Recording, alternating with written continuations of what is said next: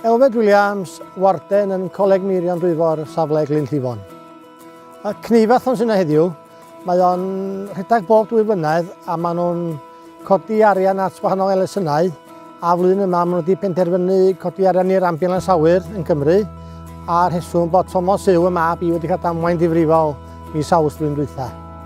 Dyna di'r rheswm dwi'n gwneud cerddwn ymlaen eleni, ia, achos blaw yr ambiwlans awyr fosa Thomas Huw y mab ddim yma heddiw. Gath o ddamwain ddifrifol yn Blaenau Ffestiniog, gath o'i hedfan i Bangor, a wnaethon nhw ddweud yn Bangor, wel, sori, mae o rhy wal y fan hyn, wedyn ni'n wneud dim byd o fan hyn. Haid ni gael yr ambiwlans awyr yn ôl i Fangor, a'i hedfan o i Stoc. A wedyn gath o operation yn Stoc wedyn, a mae'n rhisefau fywyd o sam dawt am hynna. A blaw'r ambiwlans awyr, fysa y mab i a'n ffrind gorau fi ddim yma heddiw.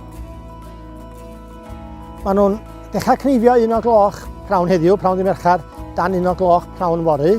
Maen nhw'n gobeithio cnifio dros 2,000 o ddefaid mewn 24 awr. A maen nhw'n wedi sponsro yng Nghrys fi i wneud y daith cerddwn ymlaen, i roed cnifiaeth o'n Glyn Llifon ar ei ffrynt o a'i gefno, felly maen nhw'n roed 2,000 i'r ymgylch cerddwn ymlaen. Yndw, dwi'n barod i fynd, dwi wedi treinio lot yn y 3 mis dwytha, dwi wedi colli lot o bwysau, diolch byth. A dwi'n edrych ymlaen a fynd ar y daith fan, dweud y gwir, ready for it. Bita, dwi wedi bita lot llai, a bita salad, gas gen i salad, ond dwi'n bita fo.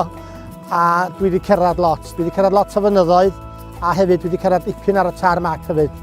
A dwi wedi mwynhau fy hun yn ymarfer, dweud y gwir. Wel, yn y wlad fel hyn, fan hyn mae o bwysicad, dach yn y trefi mawr, dach chi ddim eisiau fo gymaint nagos, ond yn y wlad, da ni'n dibynnu na fod ydan 100% dydan, chod. Sa chi'n gofyn am i blwyddyn yn ôl, swn i'n dweud, mae'n iawn, swn i'n meddwl am byd amdano fo. Ond mae blaw yr ambiwlans awyr, sa gen i mab heddiw. Mae hynna wir de.